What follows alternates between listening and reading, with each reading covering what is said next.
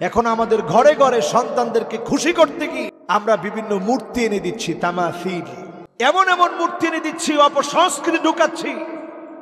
এই মূর্তিগুলোর ভিতরে জিন বসবাস করে, অবস্থান করে, আপনারা টের পান না। ইউটিউবে আজকে সার্চ দিয়ে দেখবেন যে কত কত বাচ্চা শুধুমাত্র পুতুল খেলতে গিয়ে ভয় পেয়ে গেছে। কারণ পুতুলের মাথা সোজা থাকার কথা, হঠাৎ করে দেখে মাথা ডান দিকে ঘুরে গেছে, হঠাৎ করে দেখে বাঁ দিকে ঘুরে গেছে। এই ধরনের দৃশ্য দেখার পরে চিৎকার মেরে উঠেছে সন্তান। কি অবাক দৃশ্য! এই যে ভয়টা পাইছে, এই পুতুলের ভিতরে ঢুকছে কে? জিন। সবাই বলেন কে? ফেরেশতারা আমাদের জন্য দুনিয়ার জীবনে বন্ধু, আখিরাতে বন্ধু। ঘরের ভিতরে কোন মূর্তি আমরা মুসলমান এলাও করতে পারি? আল বাইতুল্লাযী ফীহি আজরাস, ওই ঘর যেই ঘরের ভিতরে পায়ের নুপুর পরা মেয়ে নাচার জন্য পায়ের নুপুর কিনেছে। স্পষ্ট আল্লাহর নবী বললেন, লা তাদখুলুল মালায়েকাতু বাইতান ফীহি জুলজুল, যেই ঘরের ভিতরে জুলজুলি থাকে। জুলজুলি মানে পায়ের নুপুর, যেটা বাজলে পরে জুনজুন জুনজুন করে আওয়াজ হয়। আমাদের মেয়েরা পরে কি পরে না? হাজী সাহেবের নাতনি পরে। হাজী সাহেব আবার হুজুরে নিয়ে দেখায়, দেখেন হুজুর ছোট্ট মানুষ কি নাচা নাচে, নুপুরও কিনে দিছি, খুব সুন্দর নাচতে পারে হাজী সাহেবের নাতনি। আরে হাজী সাহেব, আপনার ঘরের রহমত কেমনে আসবে? আজকে বাচ্চাটারে নষ্ট করতেছেন আপনারা। কুল্লু মাউলুদিন ইউলাদু আলাল ফিতরা ফাআবাওয়াহু ইউহাউইদানিহি আও ইউনাসসিরানিহি আও ইউমাজ্জিসানিহি।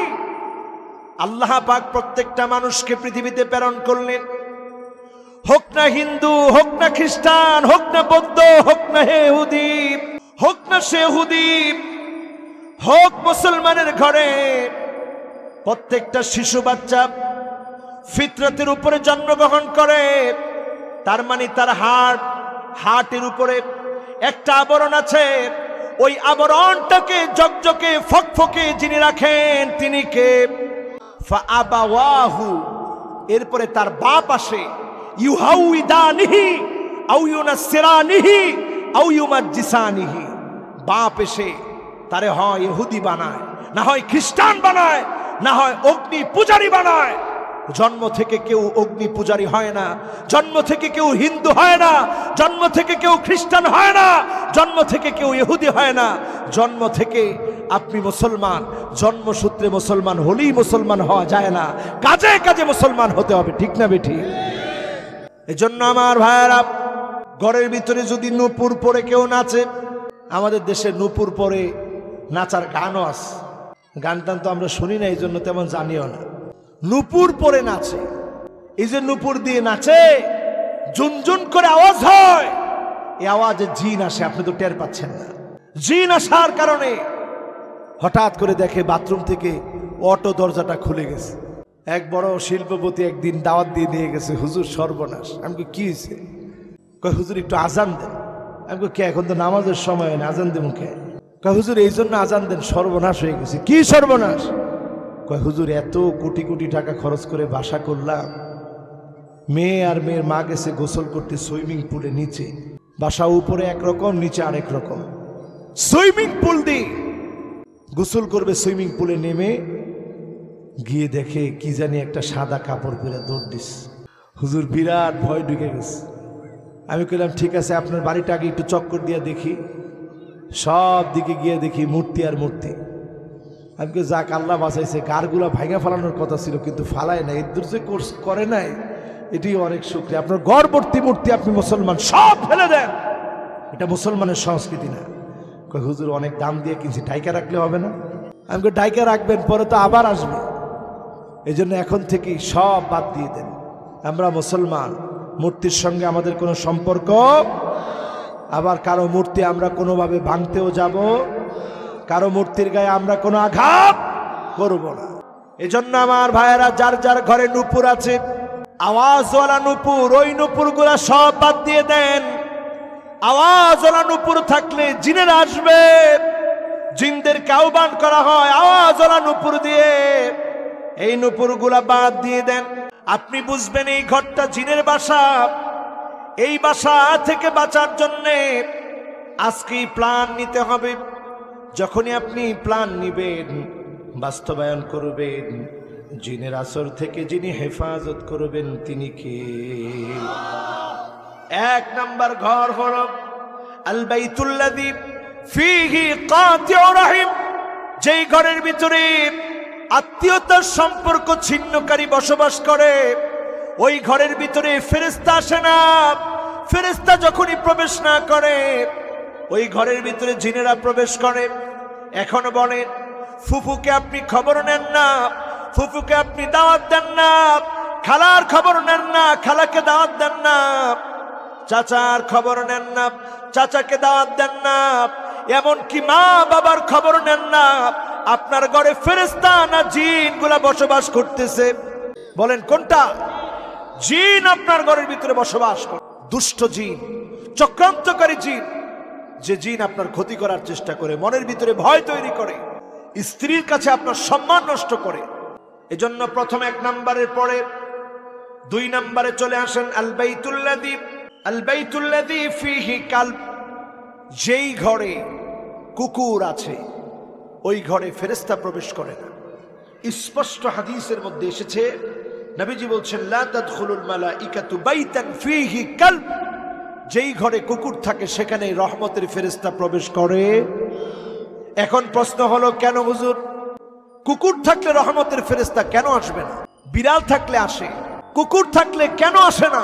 বর্তমান বিজ্ঞান এটা নিয়ে গবেষণা করে দেখেছে, কুকুরের শরীরে এত পরিমাণ ব্যাকটেরিয়া আছে যেটা খুব দ্রুত মানুষের শরীরে গ্রো করতে পারে, আপনাকে ক্ষতির ভিতরে ফেলে দিতে পারে, আপনি ক্ষতির ভিতরে পড়ে যেতে পারেন তার ব্যাকটেরিয়ার কারণে।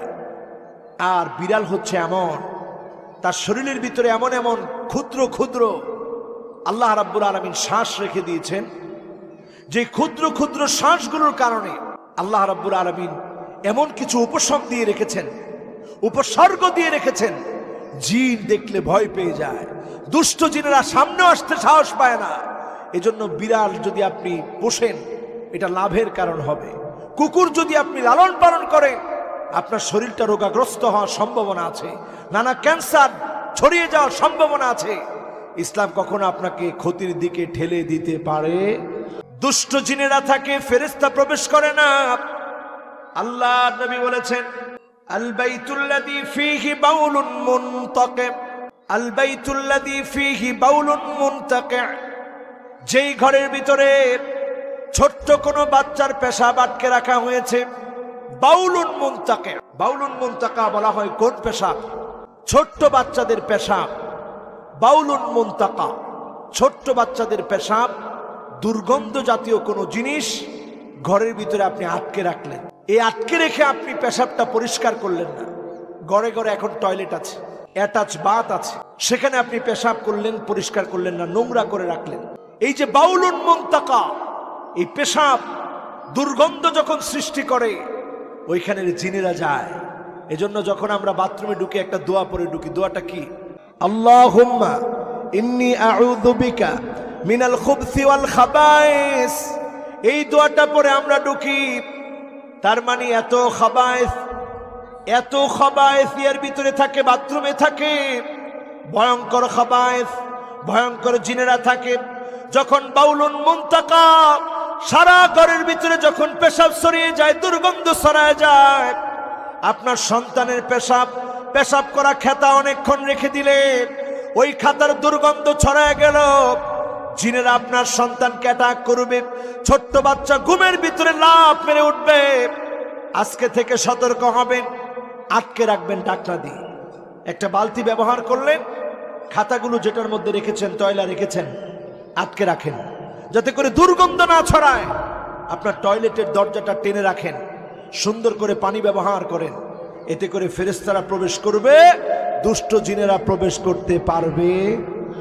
আপনাদের বুঝে আসতেছে তো? কয় নাম্বার?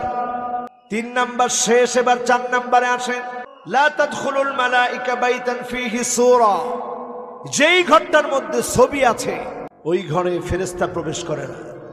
এখন আমাদের ঘরে ঘরে নেতার ছবি আছে না নাই? আছে। ফিরের ছবিও রাখে কেন? এটা ফিরনি, এটা কি? এটা জির চিনেন না নি? জিরে কি করে? আরে জির জির জির, কলা গাছ খায় কি দেখছেন নি? হিগারে কয় জির জির নাকি?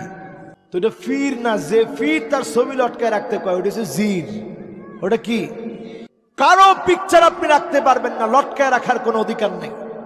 আল্লাহর নবী বিশ্ব নবীকে একদিন আলী রাদিয়াল্লাহু তাআলা আনহু দাওয়াত দিলেন। নবীজিকে বললেন সানাতু লাকা তাআমান, ওগো নবীজি আপনার জন্য খানা পাঠিয়েছি। একদিকে শ্বশুর, আরেকদিকে কথা কয় না, আরেকদিকে চাচাতো ভাই, একজন জানে আর একজনেরও খবর নাই। একদিকে শ্বশুর আর আরেকদিকে নবীজি সাল্লাল্লাহু আলাইহি সাল্লামকে দাওয়াত দিলেন। আল্লাহর নবী ঢুকলেন, দেখেন একটা পর্দার মধ্যে ছবি দেওয়া। নবীজির সঙ্গে সঙ্গে বের হয়ে আসলেন। আলী রাদিয়াল্লাহু তাআলা আনহু বললেন, ওগো নবীজি কেন বের হলেন? আল্লাহর নবী বললেন, ওই ঘরে আমি যেতে পারি না যেই ঘরের মধ্যে ছবি থাকে, ওই ঘরে আমি নবী যেতে পারি না। আজকে যারা এখানে বসলেন কতজনের ঘরের মধ্যে ছবি, কিন্তু আমাদের অনেক সময় দাওয়াত করেন, আমরা সামাজিকতা রক্ষায় বলতে পারি না যে ফেলি, কি আর করা। বিশ্ব নবী বের হয়ে চলে আসলেন। ইমামদেরকে বলবো, যেখানে দাওয়াত খাবেন অথবা যার ঘরে আপনি যাবেন, ছবি দেখলে বের হয়ে আসবেন। এটা রাসূলুল্লাহর একটা সুন্নাহ। রাসূলুল্লাহ ছবি দেখে বরদাস্ত করে নাই। আজকে আমরা যদি এই শিক্ষাটা নিতাম, অঙ্গনে অঙ্গনে ছবি টানানোর রীতি থাকতো না, ঠিক না বেঠি? আপনি মনে করছেন নেতারে খুব ভালোবাসেন, নেতারে ভালোবাসেন না আপনি, নেতার জন্য ক্ষতির কারণ আপনি হচ্ছেন। আপনি মনে করছেন আমার বাপ মরে গেছে, বাপের খুব ভালোবাসি, আমার মা মরে গেছে, মারে খুব ভালোবাসি, আমার উস্তাদ মরে গেছে, উস্তাদের খুব ভালোবাসি, পীর মরে গেছে, পীরের খুব ভালোবাসি। ছবি লটকায় রাখলেন। এমনকি আমি দেখছি কিছু ভণ্ড পীর ছবি মাজারের উপরে লটকায় রাখে। অথচ আল্লাহর নবী একদিন জিবরিলকে বললেন, জিবরিল আসো ঘরের মধ্যে। জিবরিল কি বলেন শোনেন। জিবরিল সঙ্গে সঙ্গে বললেন, কাইফা আদখুলু ফি বাইতিকা সিত্রুন ফিহি তাসাবির। ওগো নবীজি কেমন করে ঢুকবো? আপনার ঘরের ভিতরে একটা ছবি রয়েছে, যেই ঘরে ছবি আছে ওই ঘরে আমি জিবরিল প্রবেশ করতে পারবো না। বলেন আল্লাহু আকবার। ছবি রাখবেন নি? বলেন ছবি রাখবেন? ছবি আজ টেনে ফেলে দেন, ছিঁড়ে ফেলেন। ছবি দিয়ে মহব্বতের কোনো দরকার নাই। কয় নাম্বার? কথা কয় না, কয় নাম্বার? আল মালাইকা তাতাযা মিন রাওয়াইহাল কারিহা।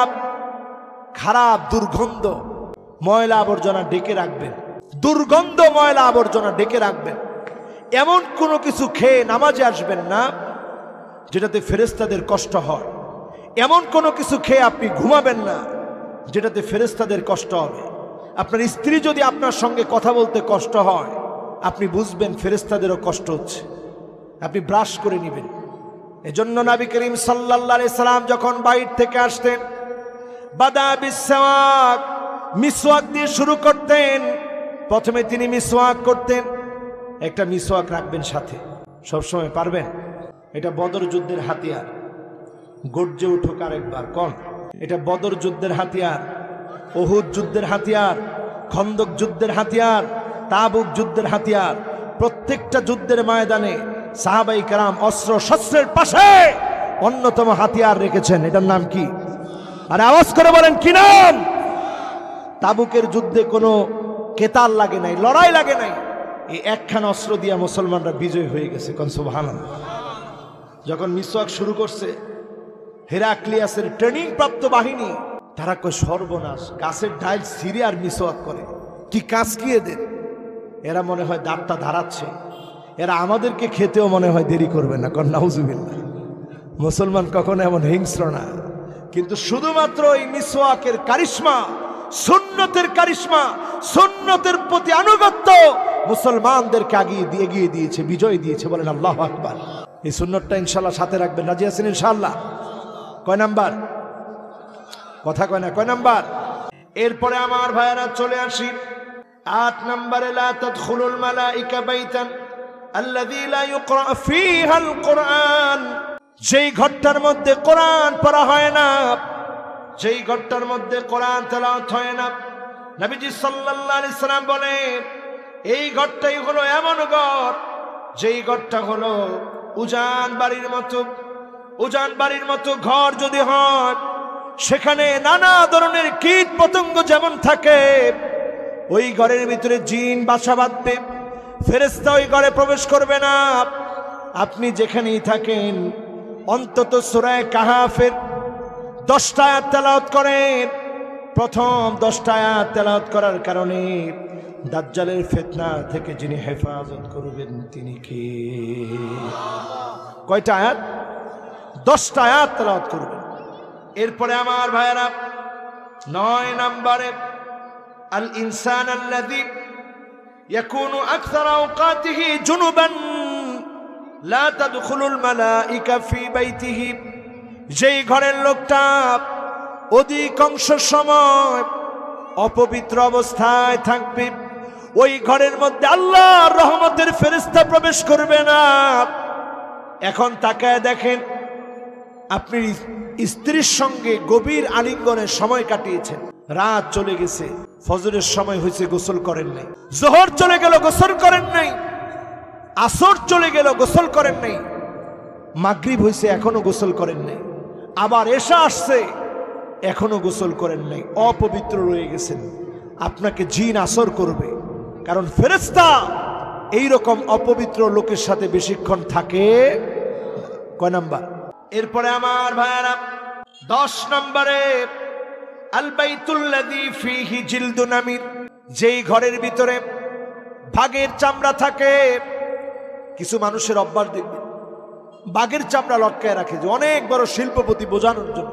এইরকম বাঘের চামড়া যার ঘরে লটকায় রাখবে, আল্লাহর নবী বলেন তার ঘরে ফেরেশতা প্রবেশ করবে না।